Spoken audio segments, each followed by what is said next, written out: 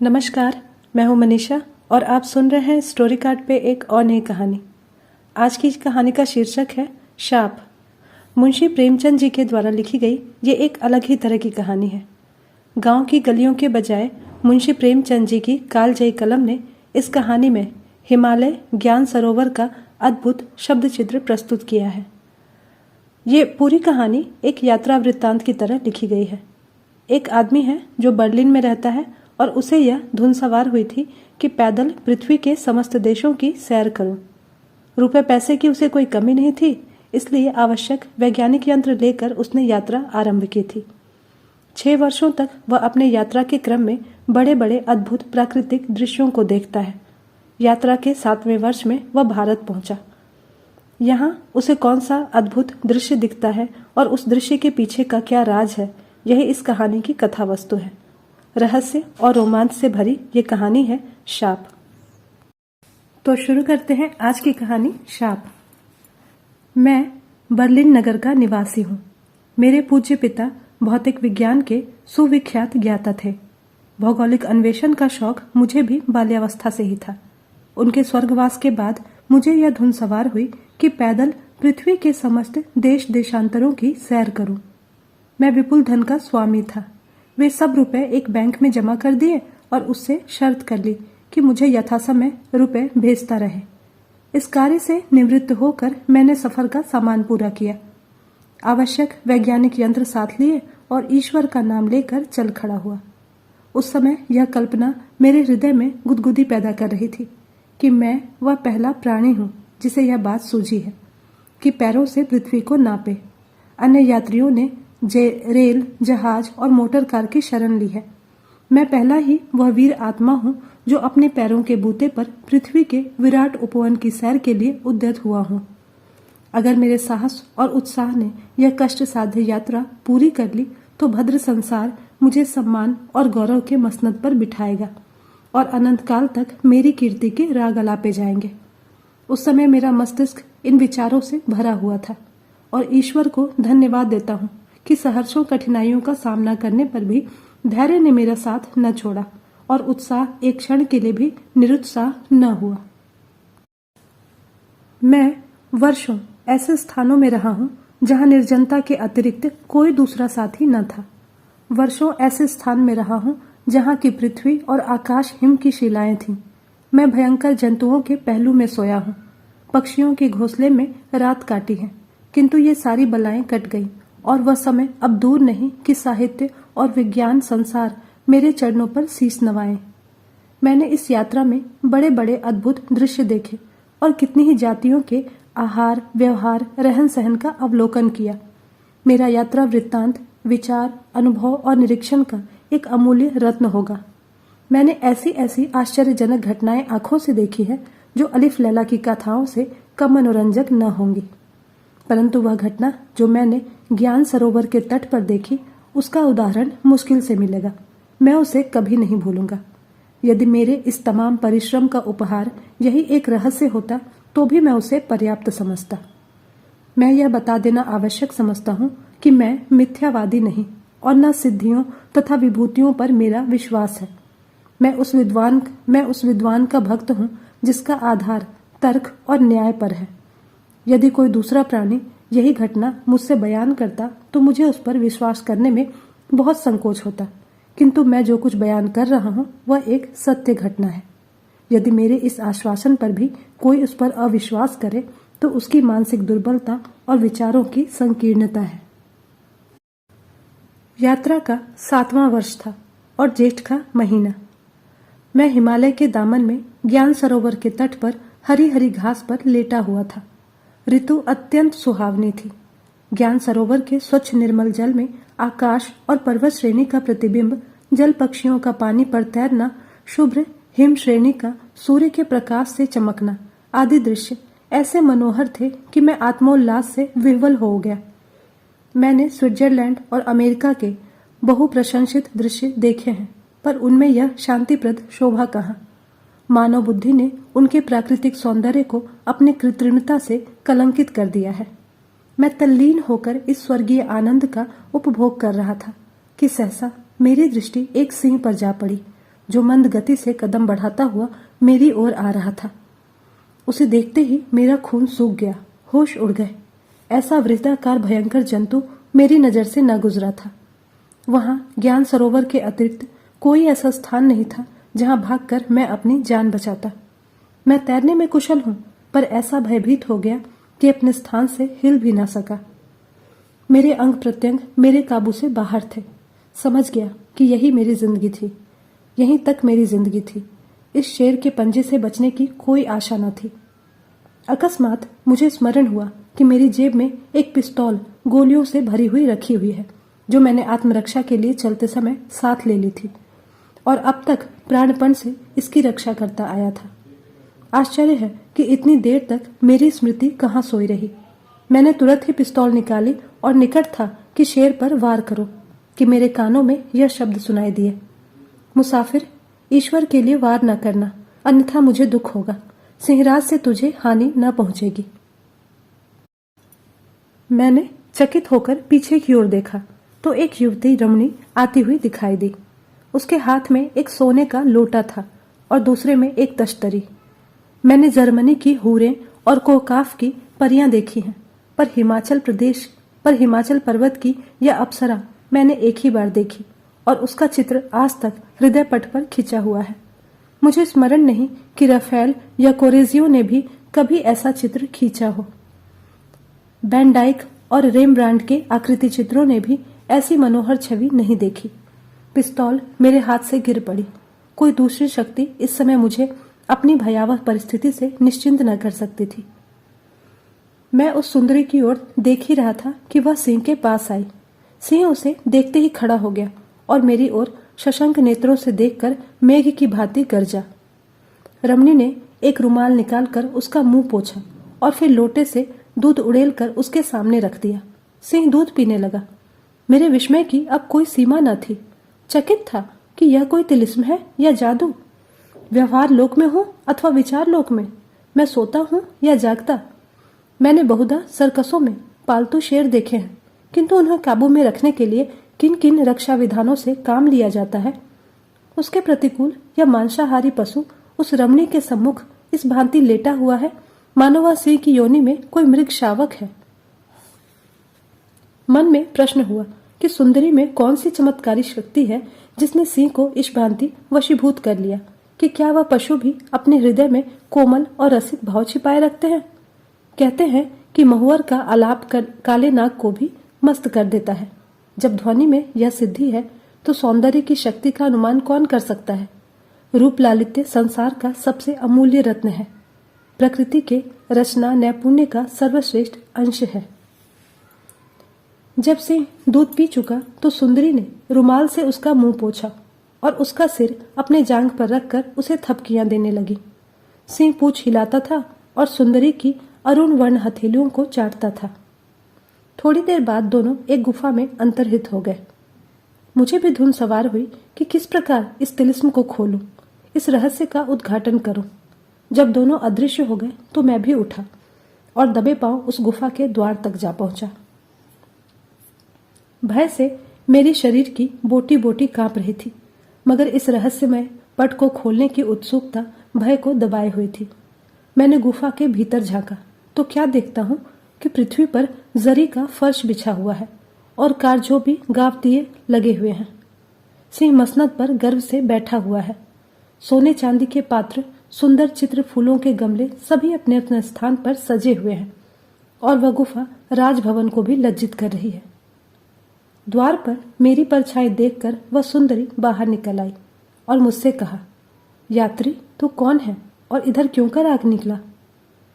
कितनी मनोहर ध्वनि थी। मैंने अब की बार समीप से उसे देखा तो सुंदरी का मुख कुम्हलाया हुआ था। उसके नेत्रों से निराशा झलक रही थी। उसके स्वर में भी करुणा और व्यथा की खटक थी। मैंने उत्तर दिया, देवी, मैं यूरोप का निवासी हूँ और यहाँ देशाटन करने आया हूँ। मेरा परम सौभाग्य है कि आपसे संभाषण करने का गौरव प्राप्त हुआ। सुंदरी के गुलाब से ओठों पर मधुर मुस्कान की झलक दिखाई दी। उसमें कुछ कुटिल हास्य का भी अंश था।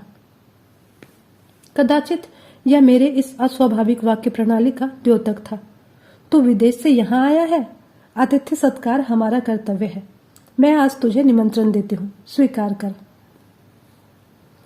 मैंने अवसर देखकर उत्तर दिया कि आपकी यह कृपा मेरे लिए गौरव की बात है, पर इस रहस्य ने मेरी भूख प्यास बंद कर दी है। क्या मैं आशा करूं कि आप इस पर कुछ प्रकाश डालेंगी? सुंदरी ने ठंडी सांस लेकर कहा, मेरी राम कहानी विपत्ति की एक बड़ी कथा है। तुझे सुनकर दुख होगा, किंतु मैंने जब बहुत आग्रह किया तो उसने मुझे फर्श पर बैठने का संकेत दिया और अपना वृत्तांत सुनाने लगी। मैं कश्मीर देश की राजकन्या हूँ। मेरा विवाह एक राजपूत योद्धा से हुआ था। उनका नाम नृसिंह देव था। हम दोनों बड़े आनंद से जीवन व्यतीत करते थे। संसार का सर्वोत्तम पदार्थ रूप है, और दूसरा स्वास्थ्य, और तीसरा धन। परमात्मा ने हमको ये तीनों ही पदार्थ प्रचुर परिमाण में प्रदान किए थे। खेद है कि मैं उनसे मुलाकात नहीं कर सकती। ऐसा साहसी, ऐसा सुंदर, ऐसा विद्वान पुरुष सारे कश्मीर में नहीं था। मैं उनकी आराधना करती थी। उनका मेरे ऊपर अपार स्नेह था। कई वर्षों तक हमारा जीवन एक जल स्रोत की भांति वृक्ष पुंजों और हरे भरे मैदानों में प्रवाहित होता रहा। मेरे पड़ोस में एक मंदिर था। पुजारी एक पंडित श्रीधर थे। हम दोनों प्रातःकाल तथा संध्या समय उस मंदिर में उपासना के लिए जाते। मेरे स्वामी कृष्ण के भक्त थे। मंदिर एक सुरम्य सागर के तट पर बना हुआ था। वहां का परिष्कृत मंद समीर चित्त को पुलकित कर देता था। इसीलिए हम उपासना के पश्चात भी वहां घंटों वायु सेवन करते रहते थे। श्रीधर बड़े विद्वान, वेदों के ज्ञाता, शास्त्रों के जानने वाले थे। कृष्ण पर उनकी भी अविचल भक्ति थी। समस्त कश्मीर में उनके पांडित्य की चर्चा थी। वह बड़े संयमी, संतोषी, आत्मज्ञानी पुरुष थे। उनके नेत्रों से शांति की ज्योति रेखाएं निकलती हुई मालूम होती थी। सदैव परोपकार में मग्न रहते थे। उनकी वाणी ने कभी किसी का हृदय नहीं दुखाया। उनके हृदय नित्य परवेदना से पीड़ित रहता था। पंडित श्रीधर मेरे पतिदेव से लगभग 10 वर्ष बड़े थे, पर उनकी धर्मपत्नी विद्याधरी मेरी समवयस्का थी। हम दोनों सहेलियां थीं। विद्याधरी अत्यंत गंभीर, शांत प्रकृति की स्त्री थी। यद्यपि रंग रूप में वही रानी थी, पर वह अपनी अवस्था से संतुष्ट थी। अपने पति को वह देवतुल्य समझती थी। श्रावण का महीना था। आकाश पर काले काले बादल मंडरा रहे थे, मानो काजल के पर्वत उड़े जा रहे हैं।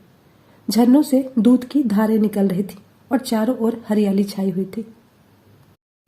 नन्ही नन्ही फुहारें पड़ रही थी, मानो स्वर्ग से अमृत की बूंदें टपक रही हैं। जल की बूंदें फूलों और पत्तियों के गले में चमक रही थी।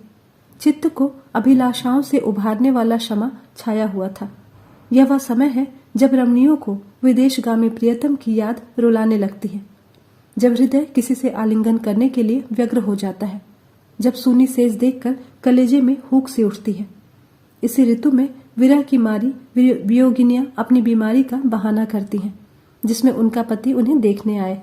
इस ऋतु में माली की कन्या धानी साड़ी पहनकर इठलाती हुई चंपा और बेले की फूलों से आंचल भरती है, क्योंकि हार और गजरों की मांग बहुत बढ़ जाती है। मैं और विद्याधरी ऊपर छत पर बैठी हुई वर्षा ऋतु की बहार देख रही थी और कालिदास का ऋतु संहार पढ़ती थी कि इतने में मेरे पति ने आकर कहा कि आज का सुहावना दिन है, झूला झूलने में बड़ा आनंद आएगा। सावन में झूला झूलने का प्रस्ताव क्यों कर रद्द किया जा सकता था। इन दिनों प्रत्येक रमणीय का चित्त आप ही झूला झूलने के लिए विकल हो जाता है।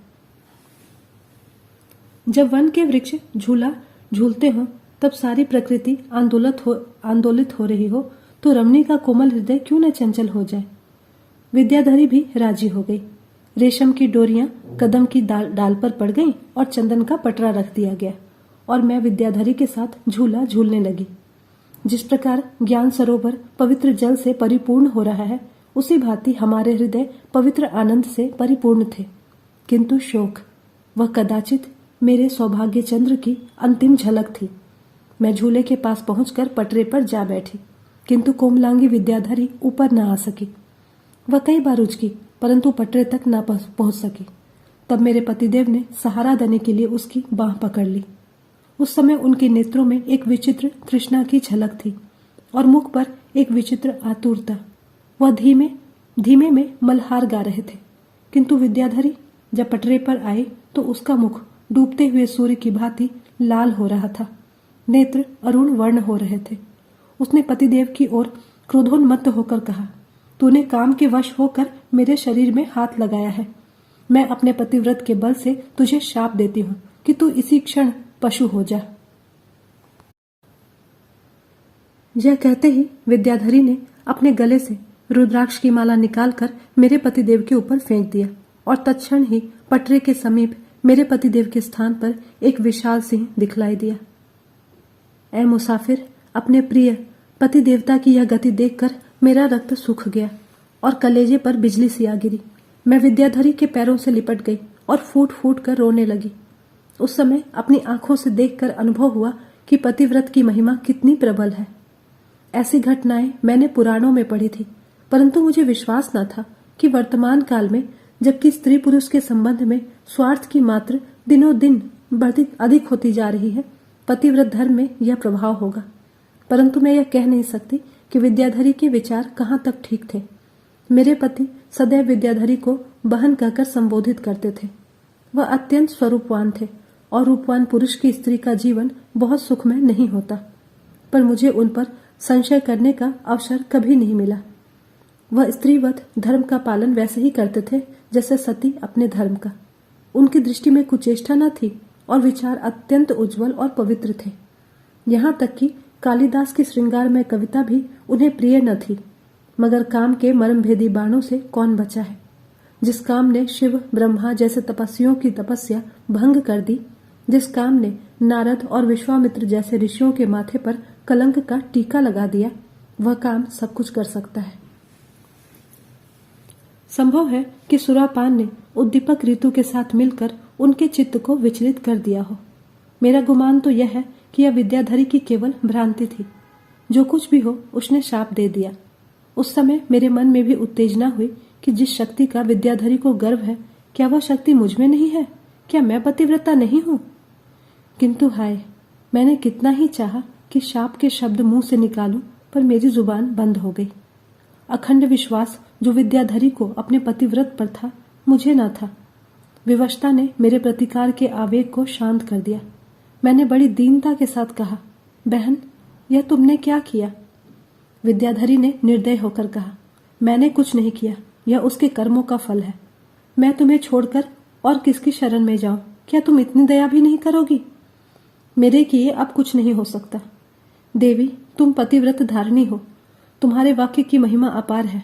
तुम्हारा क्रोध यदि मनुष्य से पशु बना सकता है, तो क्या तुम्हारी दया पशु से मनुष्य न बना सकेगी? विद्याधरी, प्रायश्चित करो, इसके अतिरिक्त उद्धार का और कोई उपाय नहीं। ऐ मुसाफिर, मैं राजपूत की कन्या हूं। मैंने विद्याधरी से अधिक अनुनय विनय नहीं की। उसका हृदय दया का आगार था। यदि मैं उसके चरणों पर शीश रख देती तो कदाचित उसे मुझ पर दया आ जाती, किंतु राजपूत की कन्या इतना अपमान नहीं सह सकती। वह घृणा के घाव सह सकती है, क्रोध की अग्नि सह सकती है, पर दया का बोझ उससे नहीं उठाया जाता। मैंने पटरे से उतरकर पतिदेव के चरणों पर सिर झुकाया और उन्हें साथ लिए हुए मकान में चली आई। कई महीने गुजर गए। मैं पतिदेव की सेवा शुश्रूषा में तन मन से व्यस्त रहती। यद्यपि उनकी जिह्वा वाणी विहीन हो गई थी, पर उनकी आकृति से सदैव स्पष्ट होता था कि वह अपने कर्मों से लज्जित थे। यद्यपि उनका रूपांतर हो गया था, पर उन्हें मांस से अत्यंत घृणा थी। मेरी पशुशाला में सैकड़ों गायें भैंसें थी, किंतु शेर सिंह ने कभी किसी की ओर आंख उठाकर भी नहीं देखा। मैं उन्हें दोनों वेला दूध पिलाती और संध्या समय उन्हें साथ लेकर पहाड़ियों की सैर कराती। मेरे मन में न जाने क्यों धैर्य और साहस का इतना संचार हो गया था कि मुझे अपनी दशा असह्य न जान पड़ती थी। मुझे निश्चय था कि शीघ्र ही इस विपत्ति का अंत भी होगा। इन्हीं दिनों हरिद्वार में गंगा स्नान का मेला लगा। मेरे नगर से यात्रियों का एक समूह हरिद्वार चला। मैं भी उनके साथ हो ली। दीन दुखी जनों को दान देने के लिए रुपयों और अशर्फियों की थैलियां ले ली। मैं प्रायश्चित करने जा रही थी, इसीलिए पैदल ही यात्रा करने का निश्चय कर लिया। लगभग 1 महीने में हरिद्वार जा पहुंची। यहाँ भारतवर्ष के प्रत्येक प्रांत से असंख्य यात्री आए हुए थे। सन्यासियों और तपस्वियों की संख्या गृहस्थों से कुछ ही कम होगी। धर्मशालाओं में रहने का स्थान न मिलता था। गंगा तट पर, पर्वतों की गोद में, मैदानों के वक्षस्थल पर जहां देखिए आदमी ही आदमी नजर आते थे। दूर से वह छोटे छोटे खिलौने की भांति दिखाई देते थे। मीलों तक आदमियों का फर्श सा बिछा हुआ था। भजन और कीर्तन की ध्वनि नित्य कानों में आती रहती थी। हृदय में असीम शुद्धि गंगा की लहरों की भांति लहरें मारती थी। वहां का जलवायु, आकाश सब शुद्ध थे। मुझे हरिद्वार आए 3 दिन व्यतीत हुए थे। प्रभात का समय था। मैं गंगा में खड़ी स्नान कर रही थी। सहसा मेरी दृष्टि ऊपर की ओर उठी तो मैंने किसी आदमी को पुल की ओर झांकते हुए देखा। अकस्मात उस मनुष्य का पांव ऊपर उठ गया और सैकड़ों ही गज की ऊंचाई से वह गंगा में गिर पड़ा। सहर्षों आंखें यह दृश्य देख रही थी, पर किसी को साहस न हुआ कि उस अभागे मनुष्य की जान बचाए। भारतवर्ष के अतिरिक्त ऐसा संवेदना शून्य और कौन सा देश होगा? और यह वह देश है जहां परमार्थ मनुष्य का कर्तव्य बताया गया है। लोग बैठे हुए अपंगुओं की भांति तमाशा देख रहे थे। सभी हतबुद्धि से तर हो रहे थे। धारा प्रबल वेग से प्रवाहित थी और जल बर्फ से अधिक शीतल। मैंने देखा कि वह धारा के साथ बहता चला जाता था। यह हृदय विदारक दृश्य मुझसे देखा न गया। मैं तैरने में अभ्यस्त थी। मैंने ईश्वर का नाम लिया और मन को दृढ़ करके धारा के साथ तैरने लगी। जो जो मैं आगे बढ़ती थी वह मनुष्य मुझसे दूर होता जाता था, यहां तक कि मेरे सारे अंग ठंड से शून्य हो गए। मैंने कई बार चट्टानों को पकड़कर दम लिया, कई पत्थरों से टकराई। मेरे हाथ ही नहीं उठते थे। सारा शरीर बर्फ का ढांचा बना हुआ था। मेरे अंग गतिहीन हो गए थे कि मैं धारा के साथ बहने लगी और मुझे विश्वास हो गया कि गंगा माता के उदर ही में मेरी जल समाधि होगी। अकस्मात मैंने उस पुरुष की लाश को एक चट्टान पर रुकते देखा। मेरा हौसला बंद गया। शरीर में एक विचित्र स्फूर्ति का अनुभव हुआ। मैं जोर लगाकर प्राणपण से उस चट्टान पर जा पहुंची और उसका हाथ पकड़कर खींचा। मेरा कलेजा धक से हो गया। यह श्रीधर पंडित थे। ऐ मुसाफिर, मैंने यह काम प्राणों को हथेली पर रखकर पूरा किया। जिस समय मैं पंडित श्रीधर की अर्धमृत देह लिए तट पर आई तो सहर्षों मनुष्यों की जय ध्वनि से आकाश गूंज उठा। कितने ही मनुष्यों ने चरणों पर शीश झुकाए। अभी लोग श्रीधर को होश में लाने के उपाय कर ही रहे थे कि विद्याधरी मेरे सामने आकर खड़ी हो गई। उसका मुख प्रभात के चंद्र की भांति कांतिहीन हो रहा था। होठ सूखे हुए, बाल बिखरे हुए, आंखों से आंसुओं की झड़ी लगी हुई थी। वह जोर से हाँफ रही थी और दौड़कर मेरे पैरों से चिमट गई, किंतु दिल खोलकर नहीं, निर्मल भाव से नहीं। एक की आंखें गर्व से भरी हुई थीं और दूसरे की ग्लानि से झुकी हुई। विद्याधरी के मुख से बात न निकलती थी। केवल इतना ही बोली, बहन, ईश्वर तुमको इस सत्कार्य का फल दे। ऐ मुसाफिर, यह शुभकामना विद्याधरी के अंतःस्थल से निकली थी। मैं उसके मुंह से यह आशीर्वाद सुनकर फूली न समाई। मुझे विश्वास हो गया कि अब की बार जब मैं अपने मकान पर पहुंचूंगी तो पतिदेव मुस्कुराते हुए मुझसे गले मिलने के लिए द्वार पर आएंगे। इस विचार से मेरे हृदय में गुदगुदी सी होने लगी। मैं शीघ्र ही स्वदेश को चल पड़ी। उत्कंठा मेरे कदम बढ़ाए जाते थे। मैं दिन में भी चलती और रात को भी चलती, मगर पैर थकना ही न जानते थे। यह आशा थी कि वह मोहिनी मूर्ति द्वार पर मेरा स्वागत करने के लिए खड़ी होगी। मेरे पैरों में परसे लगाए हुई थी। 1 महीने की मंजिल मैंने 1 सप्ताह में तय की। पर शोक, जब मकान के पास पहुंची तो उस घर को देखकर दिल बैठ सा गया और हिम्मत न पड़ी कि अंदर कदम रखूं। मैं चौखट पर बैठकर देर तक विलाप करती रही। न किसी नौकर का पता था, न कहीं पाले हुए पशु ही दिखाई देते थे। द्वार पर धूल उड़ रही थी। जान पड़ता था कि पक्षी घोंसले से उड़ गया है। कलेजे पर पत्थर की सिल रखकर भीतर गई तो क्या देखती हूँ कि मेरा प्यारा सिंह आंगन में मोटी मोटी जंजीरों से बंधा हुआ है। इतना दुर्बल हो गया है कि उसके कूल्हों की हड्डियां साफ दिखाई दे रही हैं। ऊपर नीचे जिधर देखती थी उजाड़ सा मालूम होता था। मुझे देखते ही शेर सिंह ने पूंछ हिलाई और सहसा उनकी आंखें दीपक की भांति चमक उठी। मैं दौड़कर उनके गले से लिपट गई। समझ गई कि नौकरों ने दगा की है। घर की सामग्रियों का कहीं पता नहीं था। सोने चांदी के बहुमूल्य पात्र, फर्श आदि सब गायब। हाय, हत्यारे मेरे आभूषणों का संदूक भी उठा ले गए। इस अपहरण ने मुसीबत का प्याला भर दिया। शायद पहले उन्होंने शेर सिंह को जकड़कर बांध दिया होगा और फिर खूब दिल खोल कर नोच खसोट की होगी। कैसी विडंबना थी कि धर्म लूटने गई थी और धन लुटा बैठी। दरिद्रता ने पहली बार अपना भयंकर रूप दिखाया था। ऐ मुसाफिर, इस प्रकार लुट जाने के बाद वह स्थान आंखों में कांटों की तरह खटकने लगा। यही वह स्थान था जहां हमने आनंद के दिन काटे थे। इन्हीं क्यारियों में हमने मृगों की भांति किलोल किए थे। प्रत्येक वस्तु से कोई न कोई स्मृति संबंधित थी। उन दिनों की याद करके आंखों से रक्त के आंसू बहने लगते थे। बसंत की ऋतु थी और बौर की महक से वायु सुगंधित हो रहे थे। महुओं के वृक्षों के नीचे परियों के शयन करने के लिए मोतियों की शैया बिछी हुई थी। करौंदे और नींबू के फलों की सुगंध से चित्त प्रसन्न हो जाता था। मैंने अपनी जन्मभूमि को सदैव के लिए त्याग दिया। मेरी आंखों से आंसुओं की एक बूंद भी न गिरी। जिस जन्मभूमि की याद या जीवन हृदय को व्यथित करती रहती है, उसे मैंने यूं मुंह मोड़ लिया मानो कोई बंदी कारागार से मुक्त हो जाए। एक सप्ताह तक मैं चारों ओर भ्रमण करके अपने भावी निवास स्थान का निश्चय करते रही। अंत में सिंधु नदी के किनारे एक निर्जन स्थान मुझे पसंद आया। यहाँ एक प्राचीन मंदिर था। शायद किसी समय वहां देवताओं का वास था, पर इस समय वह बिल्कुल उजाड़ था। देवताओं ने काल को विजय किया हो, पर इस समय चक्र को नहीं। शनय शनय मुझे इस स्थान से प्रेम हो गया और वह स्थान पथिकों के लिए धर्मशाला बन गया। मुझे यहाँ रहते 3 वर्ष व्यतीत हो चुके थे। वर्षा ऋतु में एक दिन संध्या के समय मुझे मंदिर के सामने से एक पुरुष घोड़े पर सवार आता दिखाई दिया। मंदिर से प्रायः 200 गज की दूरी पर एक रमणीक सागर था। उसके किनारे कचनार वृक्षों के झुरमुट थे। वह सवार उस झुरमुट में जाकर अदृश्य हो गया। अंधकार बढ़ता जाता था। एक क्षण के बाद मुझे उस स्थान से किसी मनुष्य का चित्कार सुनाई दिया। फिर बंदूकों के शब्द सुनाई दिए और उनकी ध्वनि से पहाड़ गूंज उठा। ऐ मुसाफिर, यह दृश्य देखकर मुझे किसी भीषण घटना का संदेह हुआ। मैं तुरंत उठ खड़ी हुई, एक हाथ में कटार ली और उस सागर की ओर चल दी। अब मूसलाधार वर्षा होने लगी थी, मानो आज के बाद फिर कभी न बरसेगा।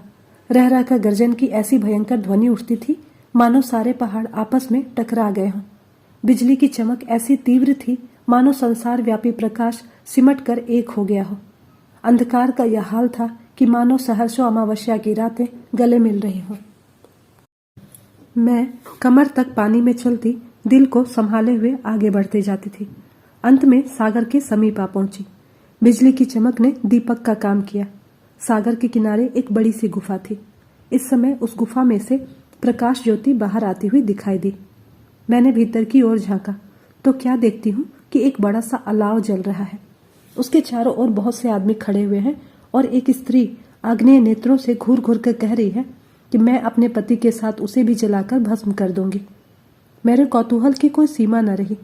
मैंने सांस बंद कर ली और हतबुद्धि की भांति यह दृश्य देखने लगी। उस स्त्री के सामने एक रक्त से लिपटी हुई लाश पड़ी थी और लाश के समीप ही एक मनुष्य रस्सियों से बंधा हुआ सिर झुकाए बैठा था। मैंने अनुमान किया कि यह वही अश्वारोही पथिक है जिस पर उन डाकुओं ने आघात किया था। यह शव डाकू सरदार का है और यह स्त्री डाकू की पत्नी है। उसके सिर के बाल बिखरे हुए थे और आंखों से अंगारे निकल रहे थे। हमारे चित्रकारों ने क्रोध को पुरुष कल्पित किया है। मेरे विचार में स्त्री का क्रोध इससे कहीं घातक, कहीं विध्वंसकारी होता है। क्रोधोन्मत्त होकर वह कोमलांगी सुंदरी ज्वाला शिखर बन जाती है। उस स्त्री ने दांत पीस कर कहा कि मैं अपने पति के साथ इसे भी जलाकर भस्म कर दूंगी। यह कहकर उसने उस रस्सियों से बंधे हुए पुरुष को घसीटा और दहकती हुई चिता में डाल दिया। ओह, कितना भयंकर, कितना रोमांचकारी दृश्य था। स्त्री ही अपनी द्वेष की अग्नि शांत करने में इतनी पिशाचिनी हो सकती है। मेरा रक्त खौलने लगा। अब एक क्षण भी विलंब करने का अवसर न था। मैंने कटार खींच ली।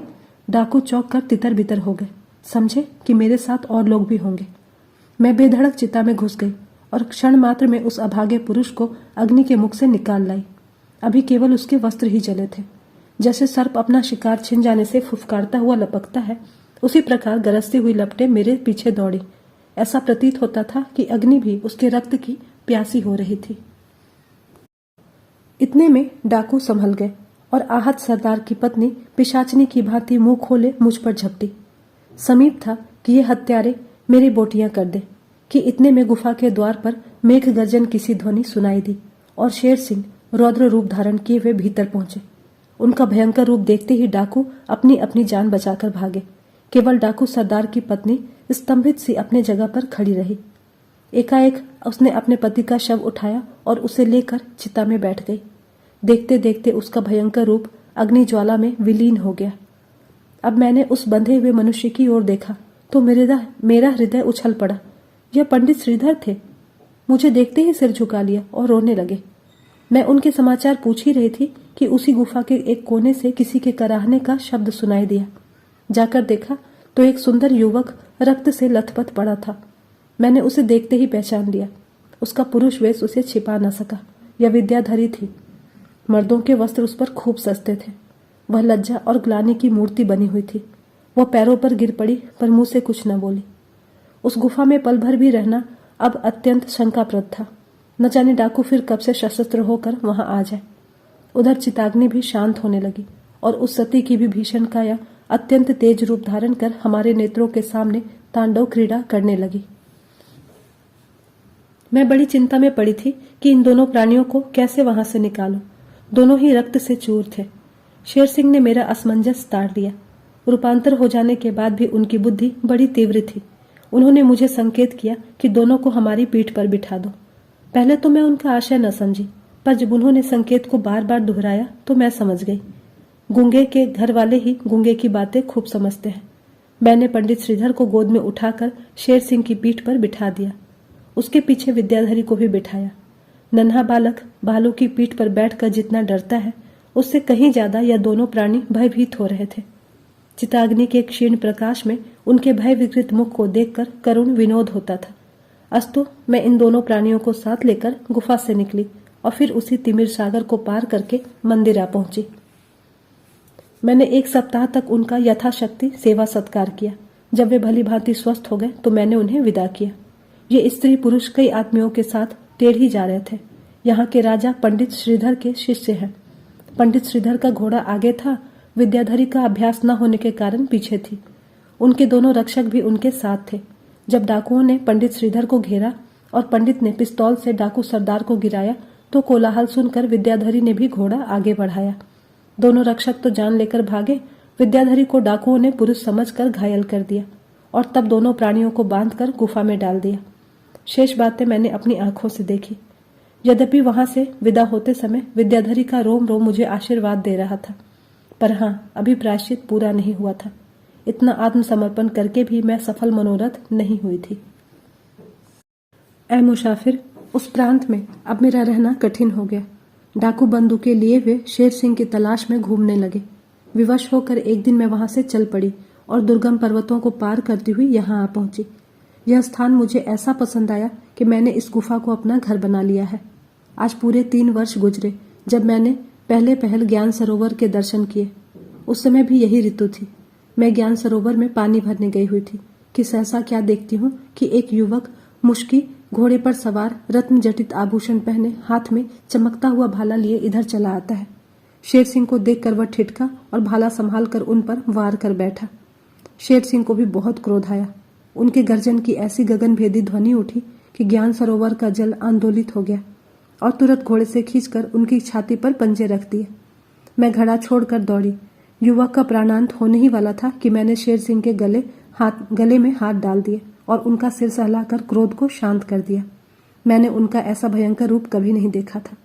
मुझे स्वयं उनके पास जाते हुए डर लगता था, पर मेरे मृदु वचनों ने उन्हें वशीभूत कर दिया। वह अलग खड़े हो गए। युवक की छाती में गहरा घाव लगा था। उसे मैंने इसी गुफा में लाकर रखा और उसकी मरहम पट्टी करने लगी।